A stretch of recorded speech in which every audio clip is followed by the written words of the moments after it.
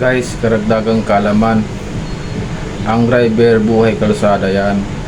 Ang isang paa nasa hukay, ang isa hahanap buhay at sa pamilya. Guys, tayong mga driver, mag-iingat tayo.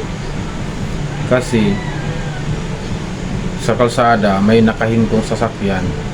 Dapat yung tingin natin, lalo na pag mabilis yung takbo natin, dapat nasa malayo ang tingin natin. Huwag nating ibaba ang tingin natin sa malapit. Dahil minsan may nakahinto, hindi natin mapansin, mabilis na yung takbo natin, hindi na natin mahabol sa preno yan.